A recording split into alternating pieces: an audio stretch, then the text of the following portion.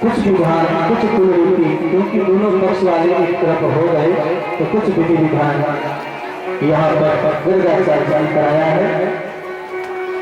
हम लोग भी सौभाग्यशाली हैं कि हम लोगों के बीच में हमारे नहीं हम सिर्फ, क्योंकि यहाँ को 75% जितने भी लोग विराजमान हैं भक्त हैं सब तो गुरुदेव भगवान के इसी से, तो हम सबके गुरुदेव भगवान यहाँ पर विराजमान हैं। तो उनके चरण कमल में हम लोग निवेदन करें कि कुछ आसन वचन हम लोगों को श्रवण कराएं और तत्पश्चात उनके बताए हुए रीति के अनुसार कुछ विधि विधान कन्यादान का दर्शन हम लोग करेंगे। इसीलिए गुरुदेव भगवान के चरण वंदन करें, जोरदार ताली के साथ गुरुदेव भगवान का 5 सगुण वंदन करें।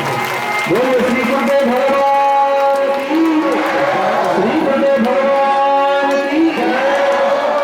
और उनके मुखारविंद से आसन से सुनते हुए विधि विधान सुनते हुए तत्पश्चात हम लोग आरती का आनंद लेंगे और पुनः प्रस्थान करेंगे। बाकी आगे की कथा हम लोग कल से बंद करेंगे। इसी बीच में आशीर्वचन पुनः कन्यादान की सेवा श्री सीतानाथ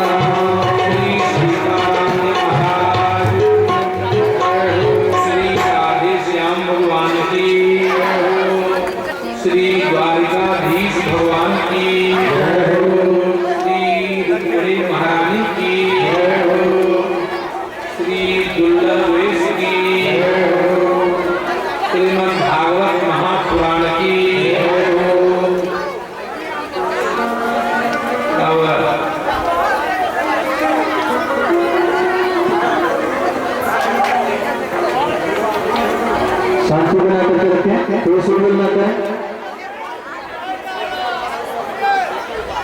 विवाह के लिए, विवाह के फलश्रुति में जिस महोत्सव को देखने के लिए आप लोग इतनी संख्या में यहाँ विराजमान हैं, उस महोत्सव के दर्शन का बहुत बड़ा फल कहा है शास्त्रों में। उसमें 2 विवाह प्रसिद्ध माना है। एक तो भगवान महादेव के विवाह और दूसरे भगवान राम के विवाह, सीताराम का विवाह। और तीसरे में अब रही श्याम सुंदर के विवाह की बात, तो प्यार से आपने बता दिए हैं कि श्याम सुंदर के विवाह का तो अनंत विवाह है। जैसे भगवान के अनंत अवतार हैं, वैसी अनंत उनके लीलाएं भी हैं, नित्य दिव्य चिन्मय लीलाएं सब हैं।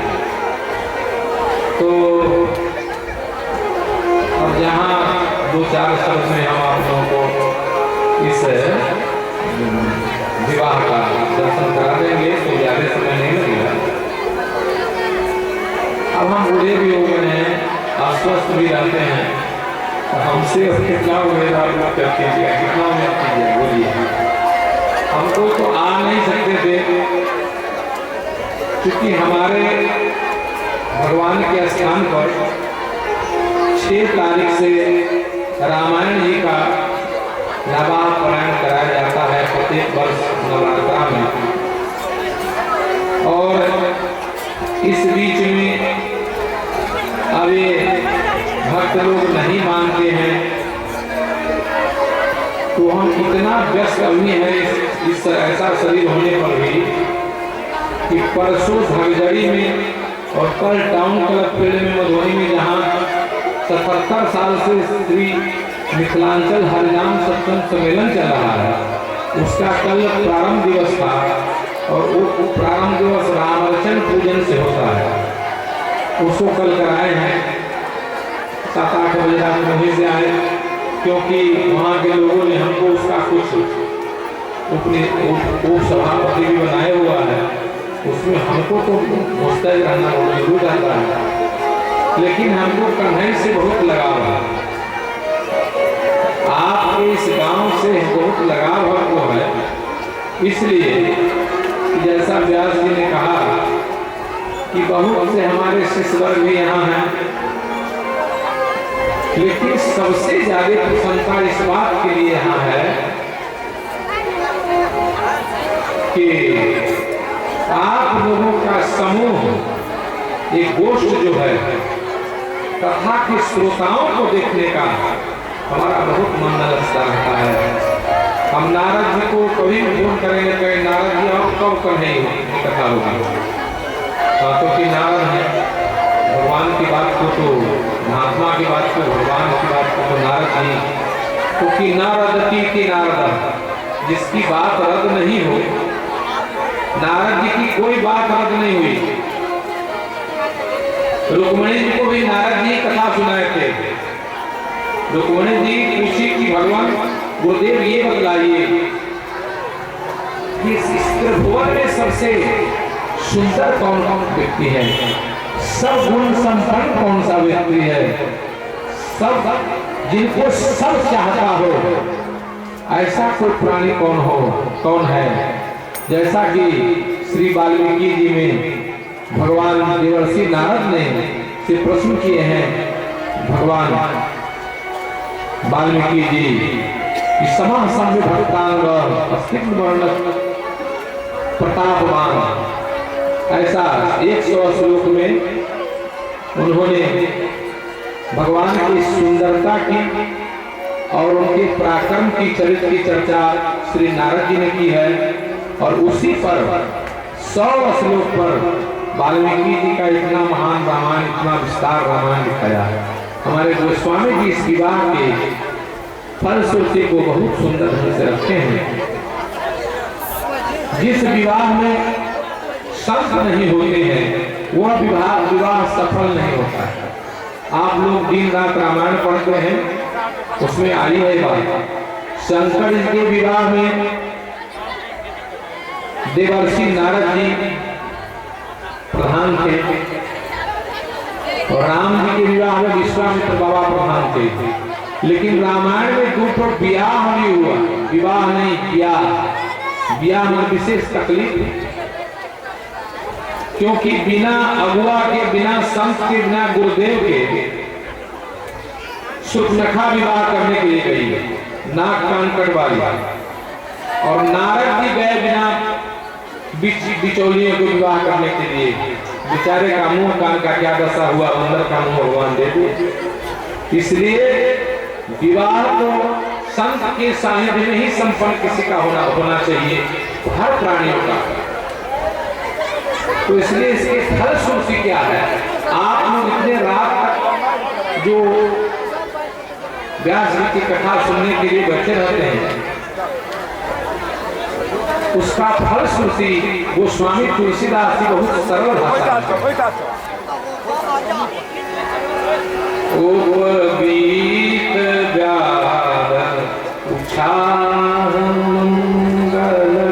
सुनिए सादर गावही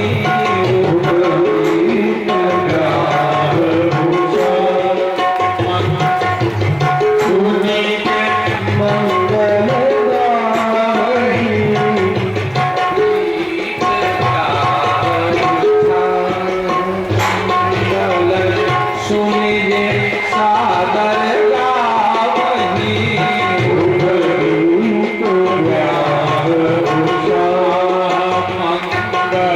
सुनिए सादर गावही। ये फल से बोल रहे हैं। आप लोग इतना परिश्रम करके घर द्वार छोड़ करके यहाँ बैठे हुए हैं, इसका क्या आपको फल मिल रहा है? वो गोस्वामी तुलसीदास जी वर्णन कर रहे हैं। भगवान के उपनयन संस्कार, जैसा कि व्यास जी ने आप लोगों को सुनाया कि भगवान कंस के वध के बाद माता पिता को कारागार से मुक्त किए और इनको घर पर लेकर आया गया, तो उपनयन संस्कार हुआ। जनेऊ जिसको बोलते हैं, उपनयन संस्कार बनाया गया भगवान का, और विवाह तो आगे अभी हो ही रहा है, होता ही रहेगा अनादि काल तक। तो आप लोग अगर इसमें से गा रहे हैं व्यास जी के पीछे पीछे, तो भी आप लोग बड़भागी हैं, बहुत फल मिलेगा आप लोग को। और नहीं गाते सुनते भी हैं, उससे को स्वामी कहते हैं। उपवीत गाह उछाह मंगल सुनिए सादर गावही। उपवीत गाह उछाह मंगल सुनिए सादर गावही। क्या मिलेगा? तो ही राम प्रसाद में जन सर्वदा सुख पावही। राम प्रसाद जन सर्वदा सुख पावही। राम प्रसाद जन सर्वदा सुख पावही।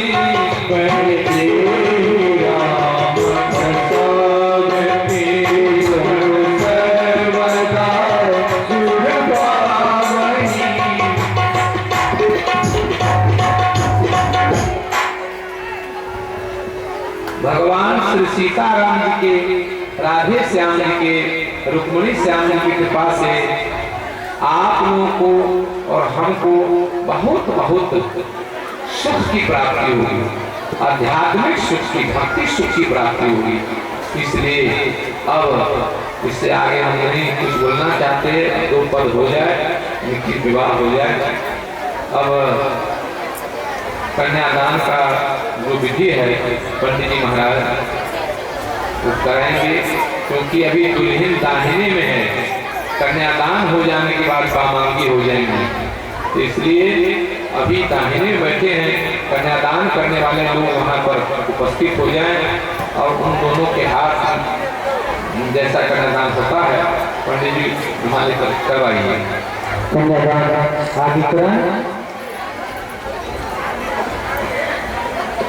कन्यादान करने वाले आगे आ जाए।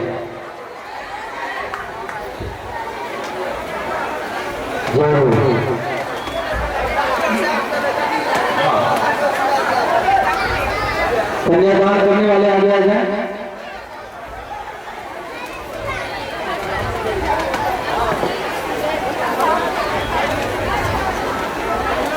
कन्यादान करने के दो आदमी चाहिए।